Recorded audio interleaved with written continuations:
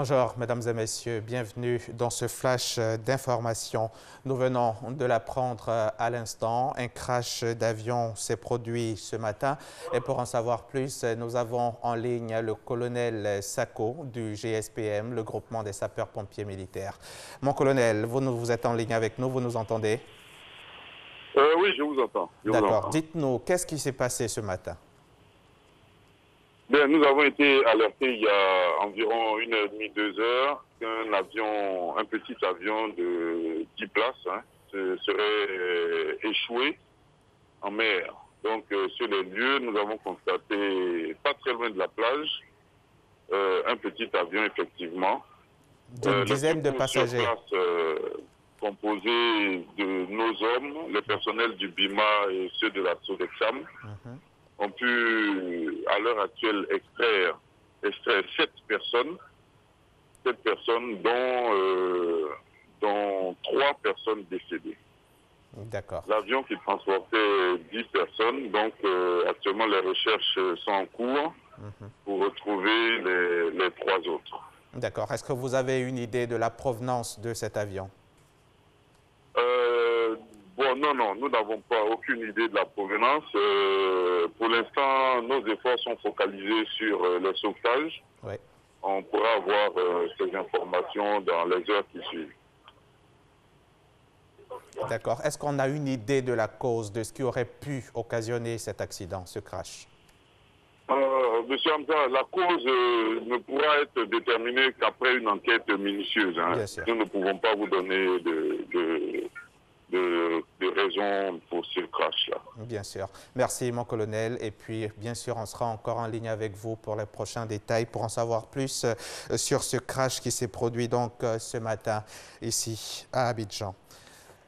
À l'ambassade, les ambassadeurs allemands, finlandais, italiens et éthiopiens nouvellement accrédités en Côte d'Ivoire ont officiellement pris fonction hier vendredi avec la remise de leur lettre de créance au président de la République, Alassane Ouattara. Les 4 personnalités ont été reçues dans la matinée au palais de la présidence de la République pour sacrifier à ce traditionnel cérémonial en matière de diplomatie. L'un après l'autre, ils ont d'abord rencontré le chef de l'État pour lui remettre les documents officiels de leur envoi avant de recevoir les honneurs militaires sur le perron du palais.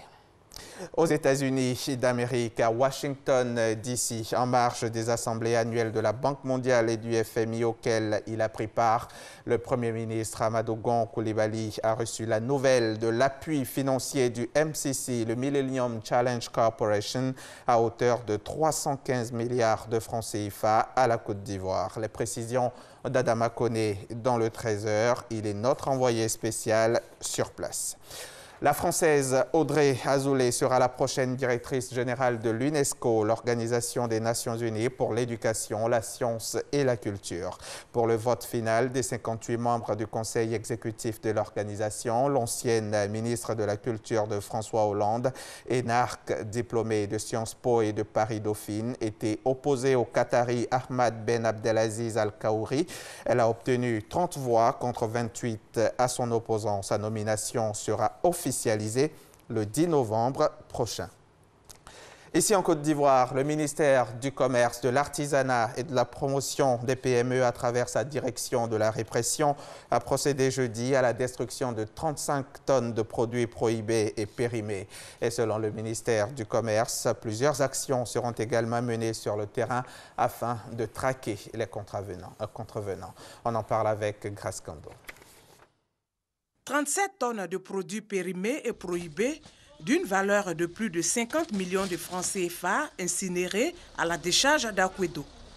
Composés entre autres de boissons, de tomates concentrées, de teintes à vernis et de glutamate, ces produits ont été saisis dans plusieurs marchés du district d'Abidjan et des villes de l'intérieur par la direction de la répression des fraudes. Ce sont des produits généralement qui sont dissimulés par des opérateurs malveillants. Mais notre rôle, c'est de pouvoir les débusquer. Et nous sommes quotidiennement sur le terrain pour pouvoir protéger nos populations et pour pouvoir aussi conseiller nos opérateurs économiques parce que ce sont eux qui aident notre État, la Côte d'Ivoire, à prospérer. Nous profitons de cette occasion pour lancer un appel à nos populations d'être vigilants, de faire attention à tout ce que nous consommons. De janvier à septembre 2017, 245 tonnes de produits d'une valeur de 275 millions ont été saisies contre 2 milliards de produits prohibés et périmés en 2016. Lorsqu'on regarde les chiffres par rapport à l'année dernière, que le message est de plus en plus entendu par les opérateurs économiques qui commercialisent les produits qui sont non périmés et les produits qui sont de moins en moins contrefaits, et que également les actions qui sont menées à nos frontières pour empêcher que ces produits puissent rentrer également sont couronnées de succès. Parce que l'objectif du gouvernement est clair, c'est que toutes les transactions, tous les produits qui sont vendus sur le territoire soient des produits de qualité.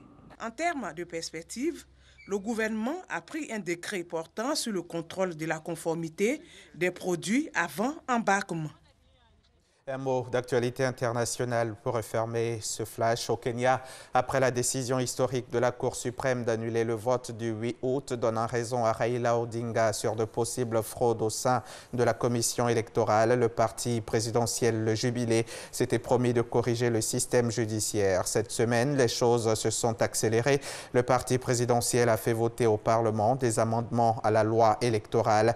Le texte, très critiqué par l'opposition et par des pays comme les États-Unis, a été transmis au chef de l'État pour une signature et une possible entrée en vigueur dans les 2 semaines, soit pour le prochain scrutin. Voilà, c'est la fin de ce flash. On se retrouve à 13h pour le point complet de l'actualité.